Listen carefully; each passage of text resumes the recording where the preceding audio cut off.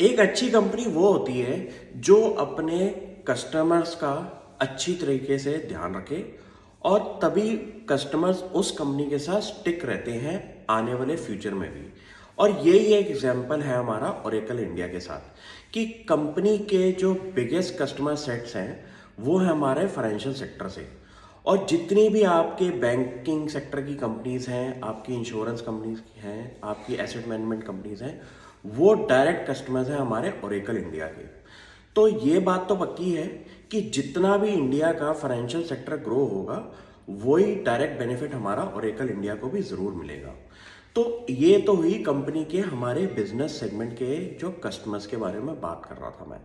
अब मैं आपको बताता हूँ कि ओरेकल इंडिया का एक नया बिजनेस शुरू हुआ था, क्लाउड बिजनेस, जिसके अंदर उन्होंने रिसेंटली एक न्यूज़ रिलीज निकाली है अपने इस बिजनेस की ग्रोथ के बारे में बात करते हुए। तो आपने नोटिस किया होगा कि इंडिया में जितना भी हमारा सॉफ्टवेयर मार्केट है वो हमारी अब क्लाउड बिजनेस में जा रही है। तो इसका डायरेक्ट बेनिफिट हमारी कुछ ऐसी सॉफ्टवेयर कंपनीज को मिलेगा जिनके पास अपने डेटा सेंटर्स हैं और ऐसी टेक्नोलॉजी उनके पास है जो कि क्लाउड बिजनेस को सपोर्ट कर पाए। तो ये एक सबसे ज़्यादा बेनिफिट मुझे लगता है वो हमारे को ओरेकल इंडिया में दिखाई देता है। जैसे कि कंपनी के जो फाइनेंशियल सेक्टर के हमारे कस्टमर्स हैं जैसे कि एसबीआई, उनका जितना भी हमारा डेटाबेस है वो ओरेकल इंडिया के डेटाबेस पे बना हुआ है। तो कंपनी के पास एक एग्जिस्टिंग सेट ऑफ कस्टमर्स हैं जिनको वो क्रॉस सेलिंग करके अपनी और वैल्यू एडेड सर्विसेज भी प्रोवाइड कर सकते हैं। और कस्टमर्स को इससे क्या फ़ायदा होगा कि उनको एक ही कंपनी के पास जाके अपनी सारी की सारी जो उनकी बैक एंड की नीड्स हैं वो मीट होती हैं ओरेकल के पास जाके। तो ये एक विन विन अपॉर्चुनिटी है सबके लिए। अब मैं क्लाउड बिजनेस के बारे में कुछ ग्रोथ की बात करता हूँ कि कंपनी की मैनेजमेंट ने ये बोला है कि पिछले 8 महीनों में जितनी उनको रेवेन्यू ग्रोथ मिली है उतनी उनको लास्ट 3 इयर्स में भी नहीं मिली थी। तो ये बात तो पक्की है कि जो बिजनेस है उसमें बहुत ज़्यादा ग्रोथ चल रही है। और अगर मैं परसेंटेज की बात करूं तो कंपनी की मैनेजमेंट ने बोला है कि 25% क्वार्टर ऑन क्वार्टर से क्लाउड बिजनेस उनका बढ़ रहा है। रीज़न बीइंग इंडिया की इकोनॉमी के अंदर जितने भी हमारे प्लेयर्स हैं उनको अपना बिजनेस क्लाउड पे लेके जाना है। और इंडिया में कुछ ही कंपनीज हैं जिनके डेटा सेंटर्स इंडिया में हैं।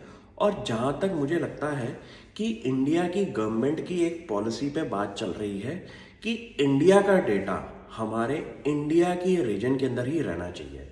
तो इससे एक और डायरेक्ट बेनिफिट हमारा ओरेकल इंडिया को मिलेगा। तो मुझे लगता है कि इस कंपनी की मार्जिन प्रोफाइल की अगर मैं बात करूं तो आपको पता होगा कि टीसीएस जैसे दिग्गज जैसे प्लेयर से भी ज़्यादा इस कंपनी की मार्जिन्स हैं। क्यों? क्योंकि टीसीएस एक ऐसी कंपनी है वो हमारा ओरेकल इंडिया जैसे कंपनी प्रोवाइडर्स जो सॉफ्टवेयर बनाते हैं उनको यूज़ करके अपने एग्जिस्टिंग कस्टमर्स को बेचते हैं। लेकिन ओरेकल इंडिया एक ऐसी कंपनी है जो कि अपना सॉफ्टवेयर खुद बनाती है और उसकी सॉफ्टवेयर की डिमांड अक्रॉस सेक्टर्स रहती है और ये एक रेकरिंग बिजनेस की तरह ऑपरेट करता है।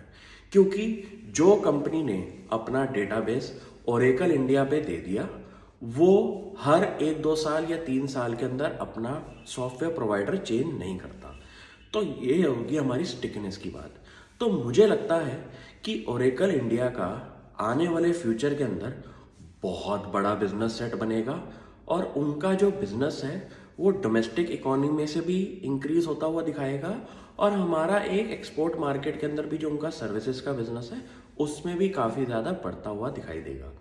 तो आप भी इंडिया की आईटी कंपनीज के अंदर कुछ ऐसी लिस्टिंग बनाएं जिनकी कंपनीज के मार्जिन्स काफ़ी ज़्यादा बढ़िया हो और उनके फ्यूचर के अंदर बिजनेस मॉडल में दम होना चाहिए।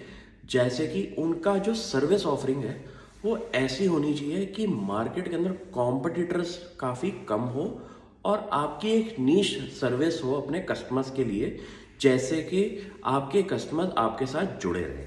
Thank you.